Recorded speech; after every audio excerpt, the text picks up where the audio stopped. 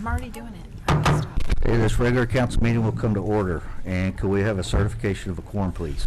Yes, sir. Mayor Jason Knight. Here. Councilmember Place 1, Ruth Gamarillo Smith. Here. Mayor Pro Tem Councilmember Place 2, Elise Chacon.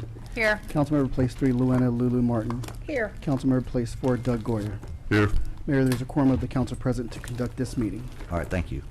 Now, everyone, please rise for the Pledge of Allegiance, and the invocation will be delivered by Shelley Ibarra.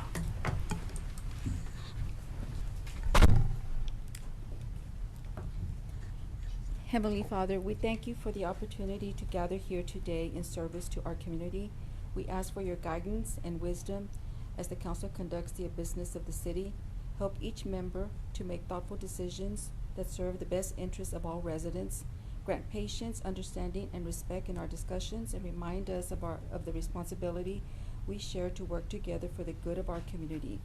We ask for your protection over our city, our citizens, and the employees who serve them each day. May our actions tonight reflect integrity, fairness, and a commitment to the future of our community. We ask these things in your name. Amen. Amen. Pledge of allegiance to the flag of the United States of America and to the republic for which it stands, one nation, under God, indivisible, with liberty and justice for all. Okay, and the presentation that was scheduled on the Veterans Retreat Center by Mark Lunsky, that's being postponed until June 15th, the next regular council meeting, due to some more information needed to be acquired.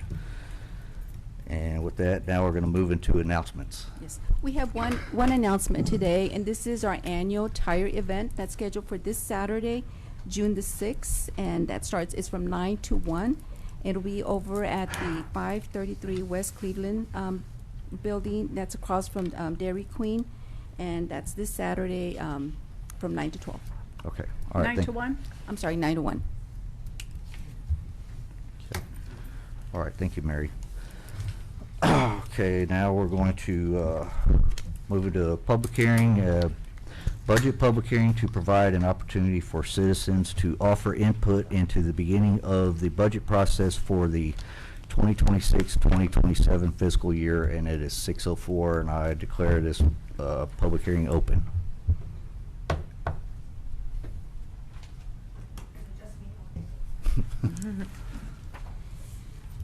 Hello, my name is Maria Holleran, also known as Meadow. I just have a couple things to ask. Well, one, I have a question. Can there be more communication or social media posts or publications on where the money is going exactly, not just the general physical budget that we get every year, but like details? We were told the budget cuts were due to focusing on debt reduction and public infrastructure, but some people are saying like, oh, well, I'm not seeing it, or they don't think it's actually happening. So is that something that Jackie could work on? Like, it could be something simple, like day-to-day operations of what Public Works is working on, like water lines or something, because, some people think that nothing is happening. My second thing is, another important issue is funding for animal control.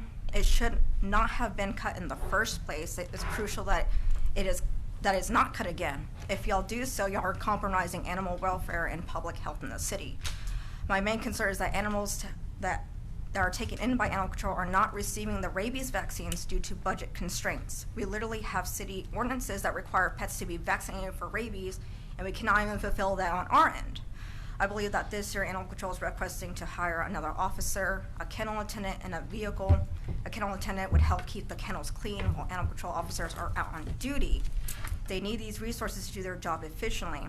I recently started working at the SPCA, and we received numerous calls from the people who have contacted Animal Control multiple times, claiming that the city and Animal Control are not addressing their concerns. This does reflect back on the city negatively. I personally cannot comprehend how something like Animal Control, who are important factors to animal welfare and public health, was cut last year. And that's all I have to say on that part.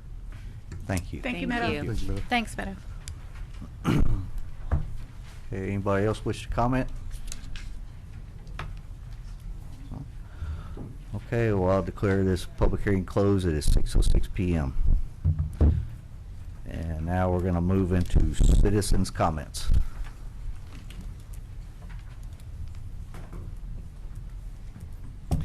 Good evening, members of the council. Before I introduce myself, I'd like to say I would hope that Chief Perkins was here, so I would hope that someone would let him know what my comments were because he'll be included in them. My name is Rosa Beatty. I have grown up here in Aransas Pass and Port Aransas, and I'm here tonight on the Elisa Roberson case. 2 months before I was married in 1989, the local broadcast reported a Aransas Pass girl missing. That young girl was Elisa Roberson. Mr. Red Barker was a World War II Marine veteran. His wife, Allie Barker, served for 25 years as secretary of Aransas Pass High School. They were married for 71 years and lived in their home on Whitney Street for decades. They knew their neighborhood, the people in it, and the routines. When Mr. Barker stated that he saw Elisa Roberson walk past his house the night of August 6, 1989, the original investigators took that information seriously because they trusted his credibility. Those investigators included Linda Thompson and Mike Thompson. Linda served as a lieutenant over the juvenile division and later as mayor pro tem of this very council.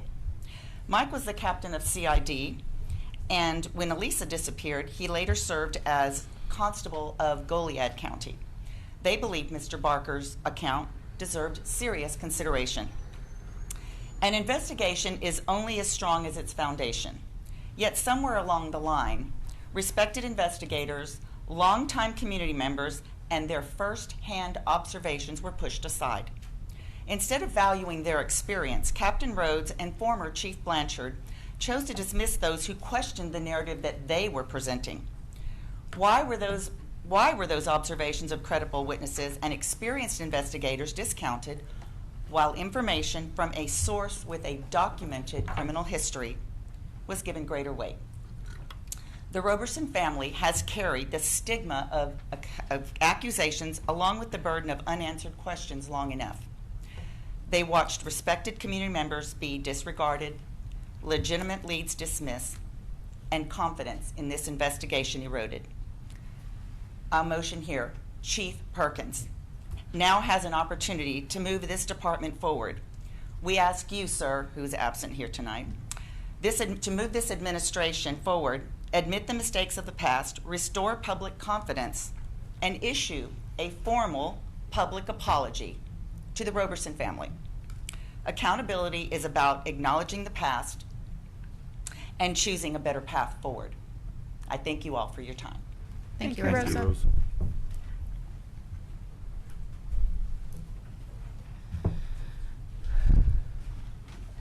My name's Doug Grazens. I live over in DeBerry. So I run the Redford Ranch Foundation. I was here. I was here to talk to Mark or whoever it is I was going to present. The only thing I really want to say is just like Jimmy, a couple people have reiterated. Life has been difficult for organizations like ours because of things that have occurred in the next town over, Rockport Warriors United. If you're not familiar with the scenario, long story short, they raised a bunch of money and skipped town, right? And so I would really, really, really, really caution anybody in the city to approve and go along with anything that doesn't, if it smells funny, it probably is funny, right? So we need to ask questions about this. We need to understand what's happening. If you want to know anything about the Redford Ranch Foundation, come talk to me. I'm an open book. I got nothing to hide. None of us do. We're a volunteer-run organization. It's not uncommon in the nonprofit world and I'm not implying that anybody's doing that in this scenario, but in the nonprofit world, it's not uncommon for people to be in it for the wrong reasons, right? So we just need to verify, trust, but verify. And so I'll be back at the next one to try to find out what's going on with this. And, I encourage them, if they're interested, to come reach out to me. My information is very public. We're trying to do something very similar, and I would love to bring that to this town. It doesn't matter to me who does it, but things need to be done the right way, right? You can't just rush into town. And some things that concern me with it is, we don't have the population to be veteran town, USA, or whatever we're talking about here exactly. And so we really need some clarity on that. And we're kind of just rambling because nobody can answer these questions. So, but I'll be back next time to talk about it, and I encourage them, if they're interested, to reach out to me. That's Doug@redfordranch.org. You can find my phone number, 361-944-5891. So All right. I'm available. All right, Thank you, Doug. Doug. Thank you, Doug.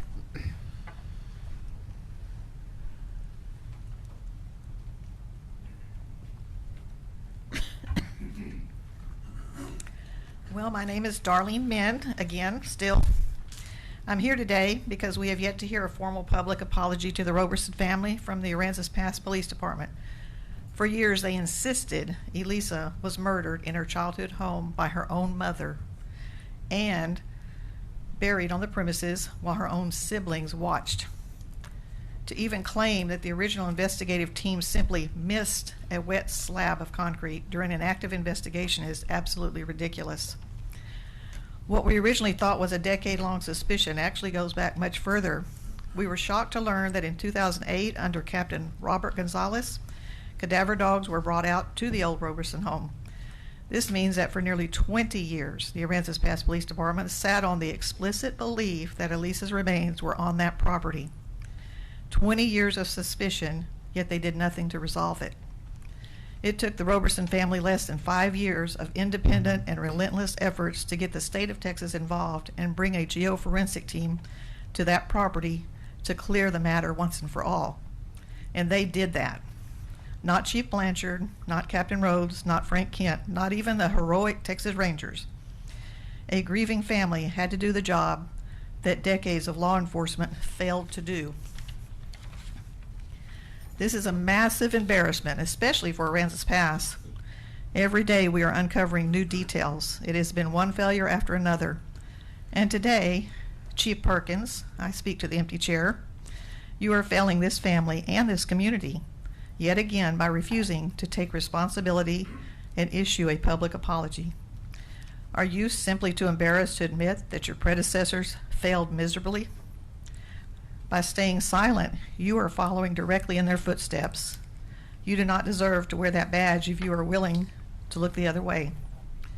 There is right and there is wrong, and what was done to this family was wrong on every single level. Chief Perkins, please do the right thing today. Stop protecting the thin blue line. Step up and show true leadership and issue a formal public apology to the Roberson family. Make APPD accountable and credible again, or maybe I should say great again. Show this community that they can feel confident and safe with their local PD. Mayor Knight, if leadership below you refuses to act, the responsibility falls squarely on you to compel them. I urge you to remember that you grew up with Ruby and Elisa. This is not a bureaucratic, abstract idea. These are real lives devastated by years of systemic failure. You have the executive power to force this issue. For Elisa and for the family that has fought for her for decades, please exercise that power today. Thank you. Thank you. Thank you. Thanks.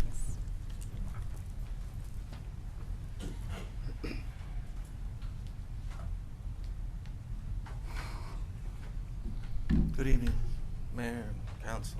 Nice to see y'all. I want to get up here and talk about Elise also. My name is Andy Davila, and I'm speaking tonight on behalf of the Elisa Roberson family. As a lifelong friend and resident of Aransas Pass and a veteran, I took the oath of the Constitution of the United States, and everybody up here knows what that oath is all about. Y'all took an oath before you were able to sit in them chairs there, just like the chair I'm sitting in over there because of what y'all did for me over there to help those people over there. We elected you, and we expect you to do what's right and to take care of what's wrong. Chief Blanchard did what he did, and all those other past people did what they did, and it was nothing but failures. Okay, they sat behind that badge, and you sit behind the mayor seat, Right. not Jason Knight, because that changes all the time. So, if you want to do the right thing for these people, it's not about the badge or Perkins. It's about the badge itself, what it represents, to do the right thing for those people, for the Roberson family. He wasn't there. None of y'all were here. Some of us were here as kids. Yep. We were all young. And it's not, like I said, it's not the situation of Perkins. Perkins needs to do the right thing because of that badge that he represents. He just doesn't represent his job, his duty as an officer, what he has to do in the streets. But he has to, like anywhere else you go, you see it, you read it everywhere you go. Stuff like this, similar stuff like this happens all the time. And different police chiefs that stand behind those badges, different people in council everywhere have to do the right thing for something that happened a long time ago. It's like y'all took those seats. When y'all took over, it was a mess. There was a lot of failures. So y'all are taking care of those failures. You have the power to help these people. You have the power to ask Mr. Perkins to come up with an apology for these people. You have the power to do that. All of y'all did. When we were all coming together before any of y'all were elected and everybody was running for those seats, we all hung out. We would go to Elisa Roberson's gatherings that they had for her. And we talked about a lot of different things. It wasn't an apology back then. It was a lot more than an apology that we said that we would all do if we all got elected. So let's just keep that in mind. Thank you, All right. Andy. Thank you, Andy. Sorry I'm late, Oh, you're but I good. would like to say the prayer that I had for today in the citizens' comments. So if you would all bow your heads with me. Father, thank you. You establish government and all laws derived from you. Thank you for our city. Thank you for the wisdom you give each person in the city. Please direct with your wisdom these proceedings tonight and every time they meet. Please fill each vacancy in our city and volunteer positions. We grant you the right to move in each area of our city of Aransas Pass. Please bless each home of the employees, and all of the volunteers, all of the people who live in Aransas Pass. And I ask that you cover the service men and women with the blood of Jesus. We praise your name, Jesus. Amen. Thank you. I apologize. Thank you, for the- Shelley. Thank you, ma'am. Thank you.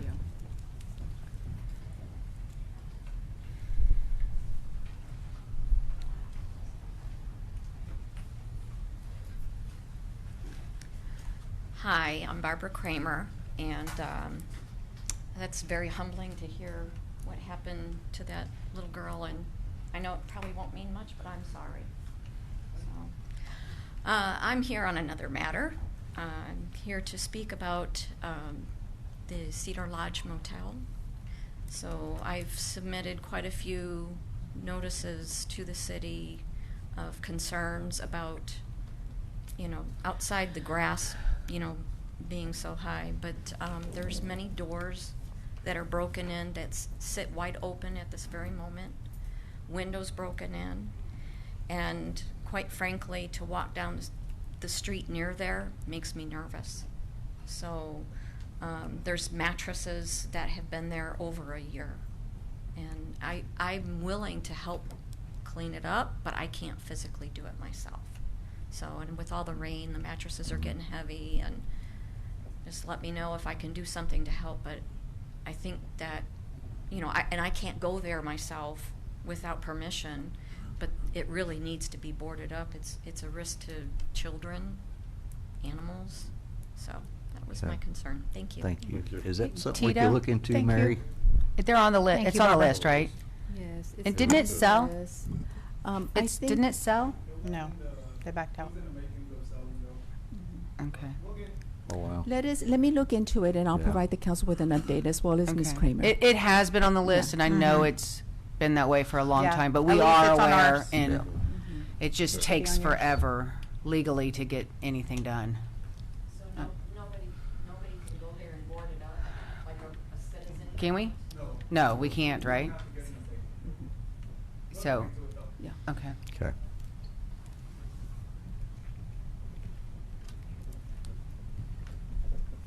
Hello. I'm up here again, sorry. There was a discussion on flock cameras on the community page. You know, as flock cameras start to pop up all over the country at a rapid pace, there are many concerns about these flock cameras, such as violations of Fourth Amendment rights, mass government surveillance, privacy evasion, data sharing with federal agencies, and storing of data, and also the concerns of misuse of the flock cameras. I'm going to list some negative results as well as positives that these flock cameras, and I'll go from there. I will start with the negatives first. For one, officers have been caught using flock cameras to stalk romantic interests, current partners, or ex-partners. That's one big reason why I'm against this, because I am a domestic violence survivor, and I've heard other survivors tell their story.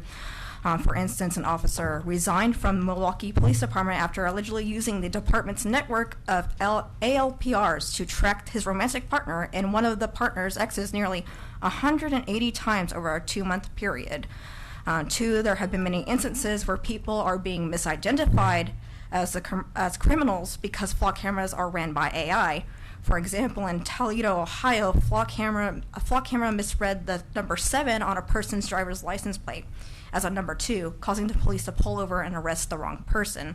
And another similar misread incident in Sherwood, Arkansas, an incorrect letter caused a driver to be mistakenly flagged as driving a stolen vehicle. For positives, I did do some research and saw that the Aransas Pass Police Department did publish a few positive results on their page back in May of 2023. They did catch someone who was actively targeting the public with gun violence. A stolen vehicle was recovered. They were able to arrest someone for a burglary of a motor vehicle with the use of flock cameras. With that being said, I asked the City Council to please add on to their agenda to reevaluate the use of flock cameras in Aransas Pass and allow citizens to have an opportunity to discuss these flock cameras, because a lot of people don't even know what these are. They're asking, what is a flock camera? And, you know, all that stuff. But thank you for all that, your time. Thank you. Mary, Thank you. can Yeah. we place that on the agenda? Is that an item that can be placed on the agenda to review? I think we're under contract though, so we need to find out we if we can even. We do have a contract with this company. it. It's due to expire in 2028. That could probably be something you could look into with staff, Let me though, right? look into it. Okay. Let me look Yeah. into Yeah, it. I'd like it placed on the agenda if we could. Okay. All right.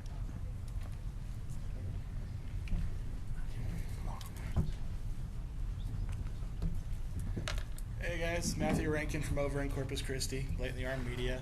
Just wanted to come check in on you. I'm hitting up every local city.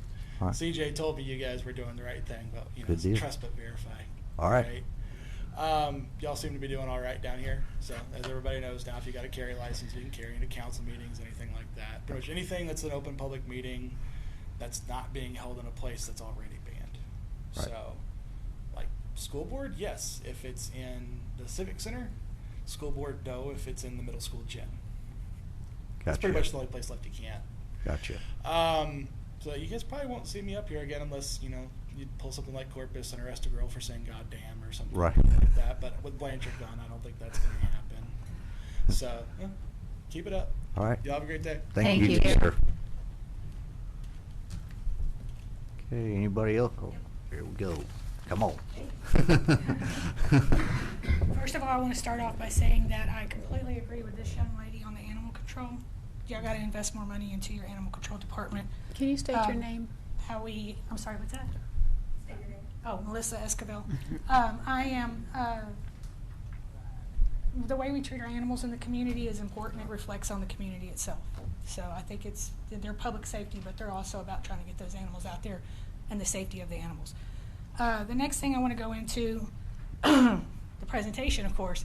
I had a lot of questions today.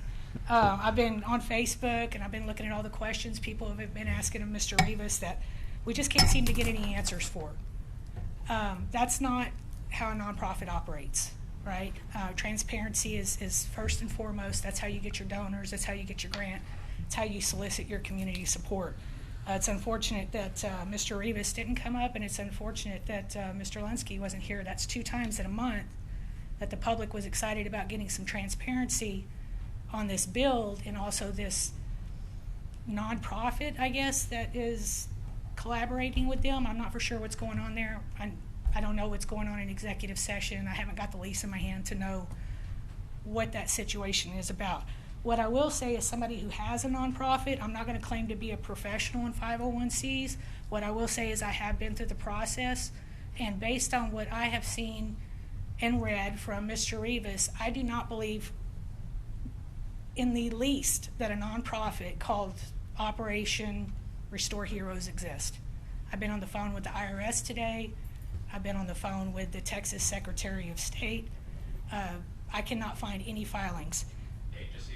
With that said, I cannot believe for one second that huge organizations out of San Antonio are investing in a nonprofit that we can't even get information on a 1023, Form 202 through the Texas Secretary of State. We've asked for this on Facebook. There's an obligation to render that over to the people. Even an EIN, we haven't gotten any of that. And I do not believe that there are $200 million worth of donations or sponsorships that have been put into this organization, this elusive organization that I honestly don't believe exists. But that leads me to the situation with Shrimp It Up. ML and MR Real Estate Investment, Mr. Rivas is half of that. Mark Lunsky, ML, Michael Rivas, MR. I think considering the lack of transparency with this nonprofit and the fact that we can't get answers and we can't get somebody up here to give us a presentation and be open to have an open dialogue with us to at least ease the public and let us know that this is legitimate, I think that the business itself deserves scrutiny. I think it's fair that the public can scrutinize that business just because of the way that this has been conducted and the way that they're not willing to talk to us. I don't know what they presented to you in executive session in regards to their business plan, but I'm going to tell you now that that area that they have that lease on is prime real estate. It's nice. It's harbor waterfront property.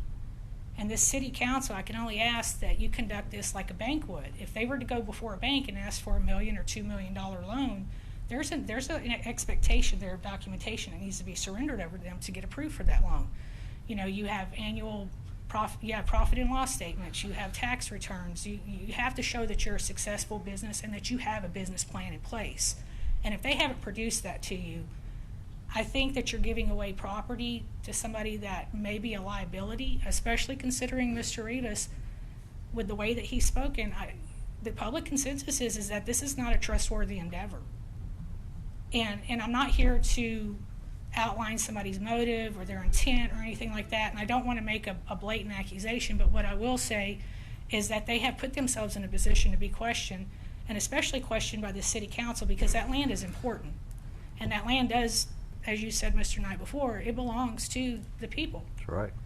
My recommendation on this is going to be that when y'all go into executive session, well, let me back up just a second. When you have leases that are proposed on that harbor, I really feel for the sake of transparency, those meetings, an initial presentation should be given to the public in open session.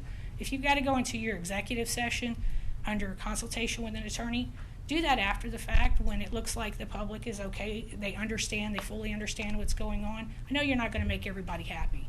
I know that that's not going to happen. But you are representatives of the people here, and you are a mouthpiece for them, and you're here for their best interest. And they need to have a say. And Jason, you and I have been here, like we ran these harbors as kids, right? I know. You've got people that have invested decades into this community waiting for that harbor to develop, and they deserve that. You're right. All right? So if Mr. Alinsky does come back in a couple of weeks to give a presentation, I don't know what he's going to do. I hope he does give a presentation because we deserve that. Everybody here deserves that. And I still have a lot of questions. I got 2.5 pages here. I know some of y'all seen it. Surprised you don't have more than that. I whipped it together this morning, right? So, but I'll share it with anybody here just so you can look at some of the things that, are of interest to the public, but then also more specific to nonprofits and businesses as well. I can also, most of y'all have my phone number. If y'all ever have any questions about that, like I said, I'm not a professional, but by all means reach out, and I'm more than happy to give you the information you need, and if I don't know it, I'll find the answer for you. But please, moving forward on this, scrutinize this arrangement. And I would go as far as to say that if Mr. Rivas is not willing to come up and produce the information to support that this nonprofit does exist, because he's made some outlandish claims, I would say that, I'd go as far as to say that y'all need to dissolve that lease, y'all need to revoke it. And until Mr. Linsky comes back under his own name, his own business, and denounces this nonprofit and separates itself from Michael Rivas, I don't think that y'all should be giving a lease to them. He needs to separate himself from them. If he wants to salvage his reputation, if he is in this for the best, for the right reasons, separate himself from that nonprofit and Mr. Rivas, and come back in and renegotiate another lease that has clawbacks and securities in it that are going to protect that land and protect the people. Right. So that's just my recommendations, and I appreciate your time. Thank you. Thank you, Melissa. Thank you, Melissa. Okay, anybody else wish to speak? Okay, everybody good? Everybody good? All right.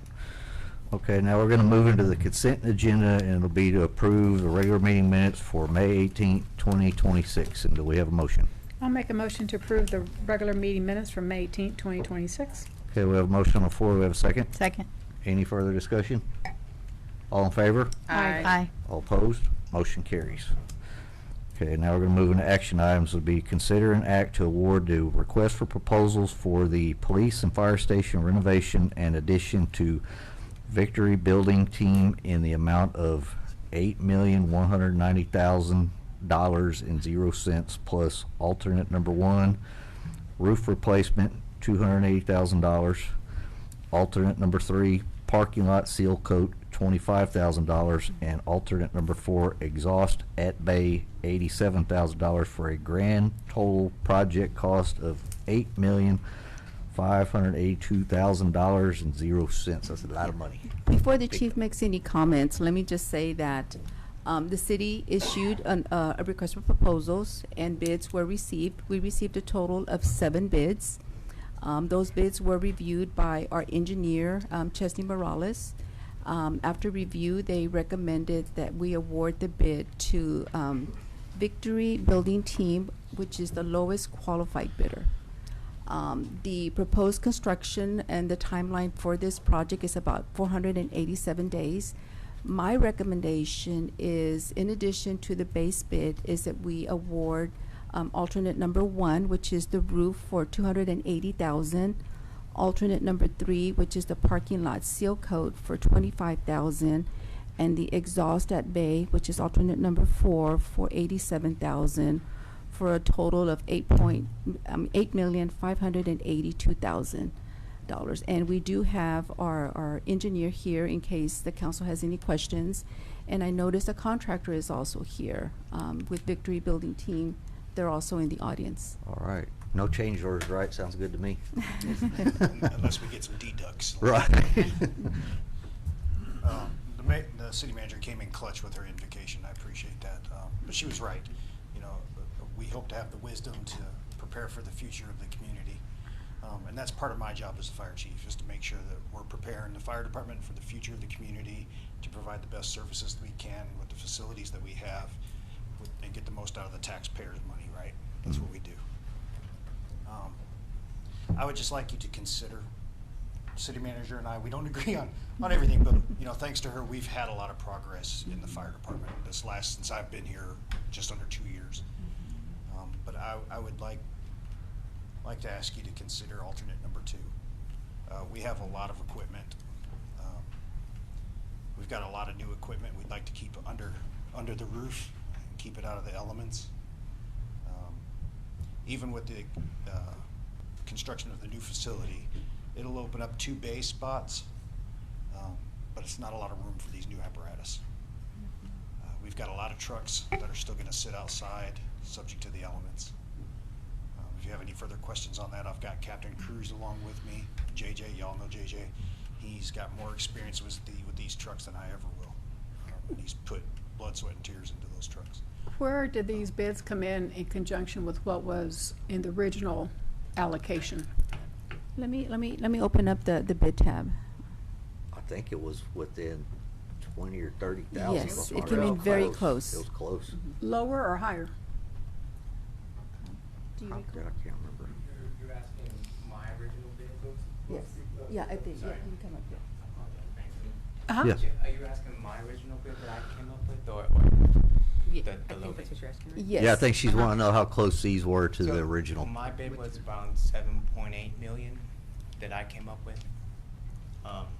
The actual low bid was South Texas, and they were 7.9, which is about 0.06% of what I had. And then Victory Building, they're about 4% from what I had. No, I'm saying, because I know in the past you came up and we're talking about the amendment and so forth, and we asked, why that wasn't included in the original projection. And you just said, oh, these are just projections. Once we get bids, we're hoping they'll come in line. So where are these bids in line with what was the projected cost for said items?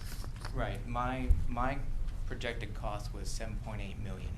On the last submission that I had, 100% documents, my projected cost was 7.8 million.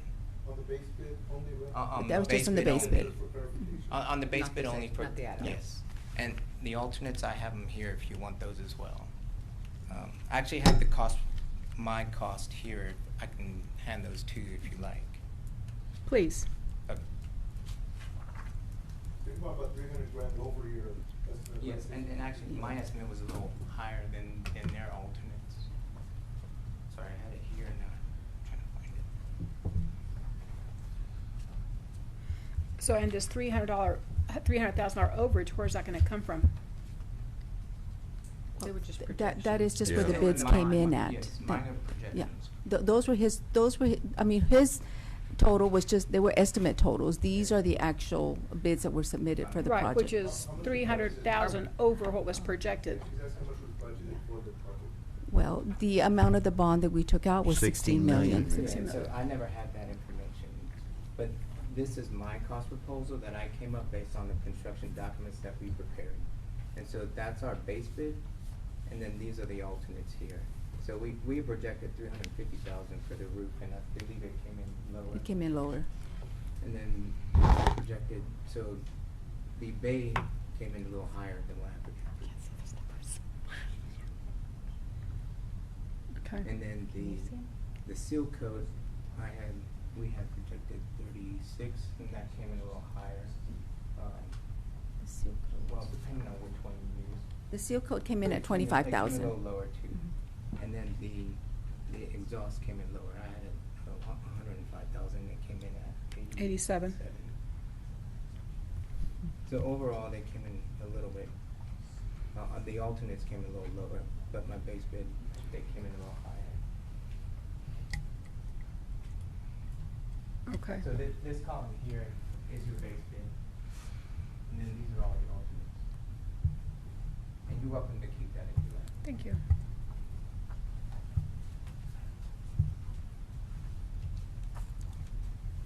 I'd just like y'all to consider that, instead of several years from now, trying to hope that we could find the funding for this project. How many vehicles do y'all have?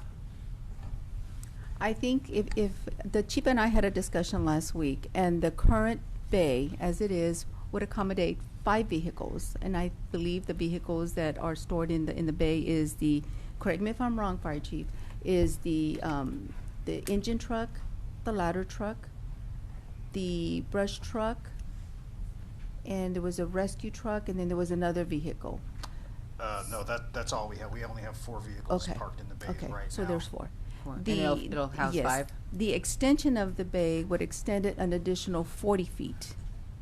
So it would give us room to park 3 more vehicles. 3 more We'd be able vehicles. to park 3 deep in each bay. I have a hard time spinning that right now. I agree When with we the have s- ceilings falling in and. Well, I agree with the city managers because there's something else we're gonna have to do. I mean, I made the joke about change orders, but we're gonna have to keep at least $1 million Exactly. aside for change orders. I mean, we Agree. have to. They're gonna come. If we don't, that'd be irresponsible of us not to plan ahead for that funding. And I mean, and now, and once we pull the trigger on this, we'll get to do something everybody's been waiting for. We can put everything left towards street repair, all of it, everything left, and we'd have quite a bit left over. Who's at like this project. overseeing the whole project? Like, do we have like a project manager like overseeing that way it doesn't get crazy with change orders Well, and you things like that? You or really can't, because when you have a pre-existing building, that's where change orders bite you, because let's say they pull sheetrock down and they think there's 4 studs behind that sheetrock and there's only 2. We do Then you have gotta- contingency. Right, and how much did you have into it? I'm trying to remember off the top of my head. I can't remember either. It's usually 5% of the construction budget. Yeah. I wanna So say no around more than 300 5%? I'm sorry, I You wanna say it never was know. around I mean, no. 300,000 or Five. so. How much? I wanna say it's around 300,000. That's what but I thought, 400,000. I can find out real quick for you and get that number. Would- have yeah, it on my I would like that laptop. information. Yeah, yeah. If we could get it. But, I mean, It's 300,000. 300,000. That we have built in. That we have Yeah. built into the contract. Yeah, and I think even worst case, we need to keep some aside, Well, just if- because if- you never know what happens. If this here's 300,000 over budget, then we've exhausted that original 300,000 padding that you had. So the 300,000 is built into the built base in. bid. So It's that's built in into the base bid. only. And that's for unforeseen conditions. Right. In theory, if they took out the contingency, you'll be right on the money, but you add that in there so that we can have, flexibility. Right. Right. Right. So And that money's that's not- because it's an existing Yeah, the condition, money's so not that's why we spent built it yet. in. It's not allocated. It's just in case.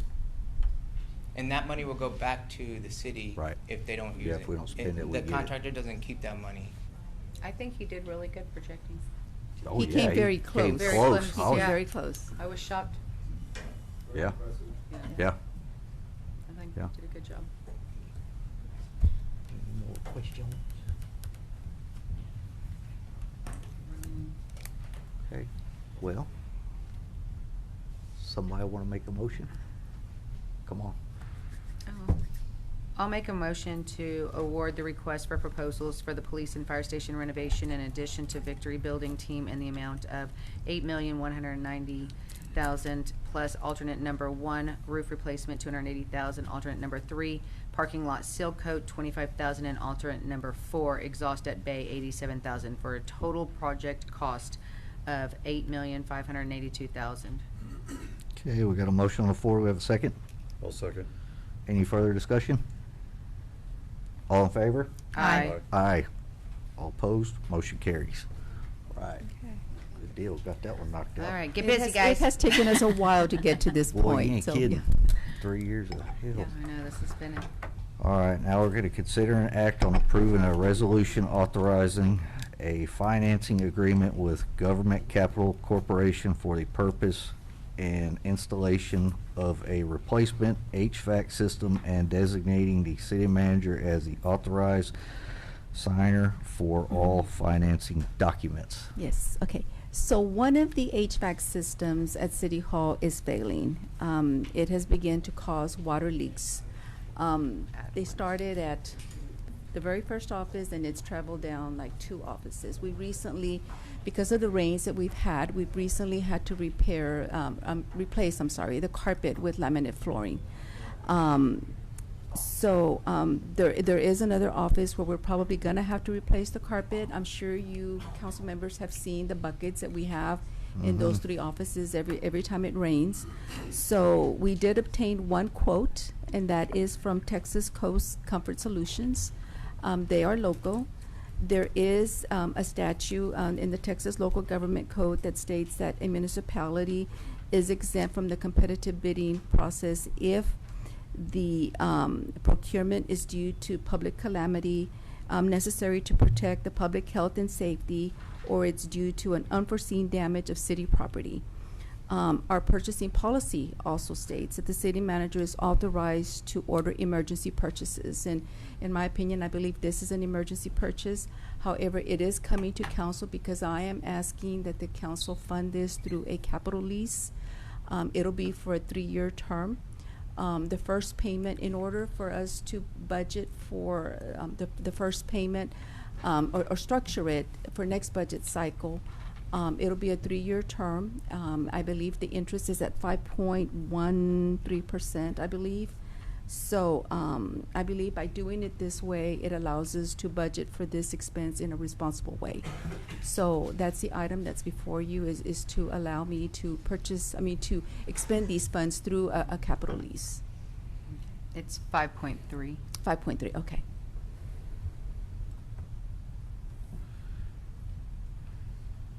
good. I've seen the offices. I don't think we have a. Well, Joy. I agree. looks like I she's got a just, I mean, waterfall in with hers. HVAC, I mean, it's just my personal opinion. Like, even with my home, like, I got multiple bids, and I got one all the way from 29,000, and then we went all the way to 9,000 with with the final bid. So it just concerns me a little that we didn't go and look at any other companies and just chose the one, because we don't have anything to compare it to, and that's my concern. Can we look at bids without having to go through the whole process? I mean, if the council wants me to do go through the bidding process, we can go through the I mean, bidding but without process. doing, like, It's the whole gonna- bidding process It may delay where, it. It like- may delay it even further. That's the I hard will thing. tell you that the bid does include the rental of a crane, because they will have to lift the unit. So it does include the rental of a crane. I mean, not so much a bid, but maybe just reach out to a couple of their HVAC companies and let them come in, do If those are the council's wishes, then, I mean, we can I go feel like back. I feel like it's kind of like one of those things, like we were with the boat, for the, that we got for the police department. Like, we have to have it because it's an emergency. What if we have a fire out there and we don't So have if- a rescue and then we it need wouldn't this? be declared an emergency, because if we're gonna go out and get additional quotes, and we It's can not an put it, emergency we then? can put it out through the RFP process. So how long would that delay? Probably a couple months. Yeah, about 2 months. We can't, I mean, we really can't be doing that Mm-hmm. through summer, I wouldn't think. I will say this, I agree, I think we should, I like having quotes, I like having something to compare it to. But we've seen those offices, I don't think they can, I don't know if that AC can make it through the I summer. know. I feel like right now, Like like I'm saying, don't we go need to do. through the RFP process, because you have to post it She for said- 14 days, then give them another 14 days or a month to return them, and then look at the bids. Why not just call a couple more HVAC companies, have them come in, look at it, and give you an estimate or a bid? So Well, then. Because it changes the process. And changes that's the if how long process, this right. company honors that bid. It changes the process. Yeah. And I've used this company and they did a good job and were fair. I mean, I know that's not the same as having quotes, but Right. I just don't know if that AC will make it. Well, 2 it's more not that, months. it won't make Especially, it- when we haven't even gotten to the heated months yet. It won't make it through that many more rainstorms. That too. That's the other problem. Right, right. So we're in a rock and a hard place. Pretty much. I won't do it. The Make reason it. I'm chiming in is because I'm the one who gets. Good haul- He's like, "Please fix it, please fix it." Yeah. Is it something just like in the future, we could just make sure that we Yes, ma'am. just kind of prepare and plan ahead? That way we're not just going with with the one person we know or the one company we know. Because that's kind of favoritism too, in my opinion. Like, you're not giving anybody else an opportunity to come in and give better quotes and just be more fiscally responsible with our money. I think it's Well, because we're doing the emergency. Yeah. Right. That's the only reason. I wasn't favoring this one. No, I didn't think so. I'm not saying that, but I'm I just was saying, just just so it's needing to not get a perceived quote that to way. You just needed it. and We need it. Steve used. Yeah. Okay. Yeah, she's tired of putting buckets in her. Well, there's a lot of holding buckets. water. There's a lot of buckets. Okay. I make a Maybe motion tear on down approving a what resolution authorizing a financing agreement with Government Capital Corporation for the purpose and installment of a replacement HVAC system and designating the city manager as the authorized signer for all financing documents. Okay, we have a motion on the floor. We have a second. Second. Any further discussion? All in favor? Aye. All opposed? Motion carries. All right. Now we're going to consider and act on a request for the chief of police and the mayor to sign an application to continue the law enforcement support office, formerly known as the 1033 program provided by the Department of Defense. Sounds important. Good morning, council. Morning. Or, no, Morning. evening. Afternoon. I went right along with that too. It's been a long day. Let's not read you today. So I'm here tonight to get a request from y'all or get permission to, for myself and the mayor to sign the application for the Law Enforcement Support Office Program. It's also called LISO program. What this program is, it allows the police departments, local police departments, to be able to get military equipment from the state free of charge. minus having to get it shipped to us or things like that. We've done this for a while now. It looks like the last time that we purchased, or not purchased, but got something was in 2022, but we still have allocations that we've got from them, so we need to continue. If we don't, we have to send all that stuff back, and that's where the charges are going to happen. All right. Okay. Okay. All right. We have a motion? I'll make a motion to consider an act on a request for the chief of police and mayor to sign an application to continue the Law Enforcement Support Office, formerly known as a 1033 program provided by the Department of Defense. Okay, we have a motion on the floor. Do we have a second?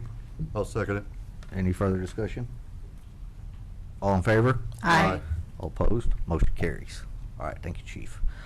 Okay, now we're going to consider an act on approving the fire chief to accept a grant award from the Texas A&M Forest Service in the amount of $25,000 to be used for personal protective equipment.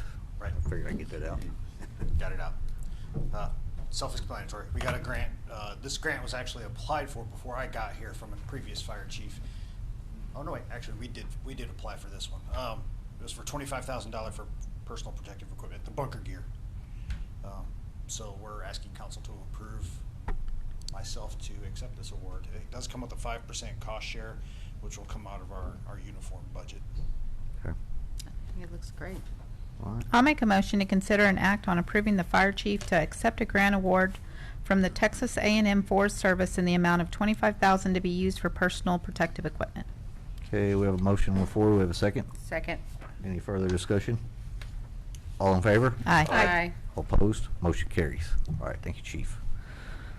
Now we're going to consider an act on approving an agreement with the AOKA, I'm not even going to say that word, Engineering for AOKA, there you go, you can do it for me, for building department services for a one-year term with renewal options. Evening, Mayor and Council, and yes, it is AOKA. So as many of y'all know, we've been with Safe Built for a couple of years when it comes to backup inspections. The term with the company has ended, so we're looking for other options at this point. And AOKA ended up falling in our laps because Safe Built was using them as their third-party inspectors. Oh, wow. So I got with one of their representatives. They kind of beat out the pricing for Safe Built, and we decided to go ahead and use their services for our backup inspections. So what they do is basically do the trade inspections, while we're still looking for a plumbing inspector. They also do some plan review and building review, and that's on an as-needed basis. All of this is on an as-needed basis. And when I say plan review, I do the reviews for any permitting that comes in. The only thing is, when it comes to city property, I won't do the reviews for that because, of course, that is Right. conflict of interest. Yeah. So we'll go for a third party at that point. So we will be using them for backup inspections, floodplain review, and plan review. Okay, and is the cost pretty much the same as it was? It with was Safe? actually lower. Really? Yes. Do you know about how much we're saving? That would be nice for. Per inspection, I believe it was $10. So I believe it That's went okay. from $10. 80 We're to saving $10 to pay for an air conditioner. Right. Heck yeah. All right, cool. All right, well, do we have a motion? I'll make a motion to consider an act on approving an agreement with AOKA Engineering for building department services for a one-year term with renewal options. Okay, we have a motion on the floor. Do we have a second? Second. Any further discussion? All in favor? Aye. All opposed? Motion carries. Okay, now we're going to move into executive session, and one of the items will be pulled. It will be the potential proposal at Combine Harbor, Mark Lunsky. And we have 3 other items to discuss. First will be the Aransas Pass Chamber of Commerce audit. Second will be cause number 2-26-5201 CV-C Alliance Carpet Services LLC versus the City of Aransas Pass and Patricia Billman.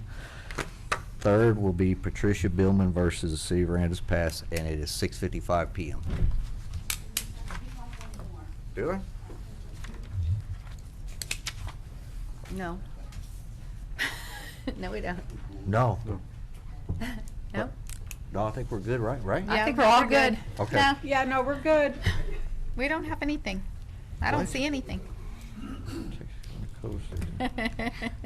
Oh, my bad. I'm blind. 10.2 Texas Government Code Section 551.074 to deliberate the appointment, employment, and duties of the city manager. I was trying to leave that off there on purpose. And 10.3 Section 551.087 deliberations regarding economic development negotiations related That to, was pulled. that Oh, that was was pulled. All right, practice run. Okay, now it is 6:56. Mary was like, what?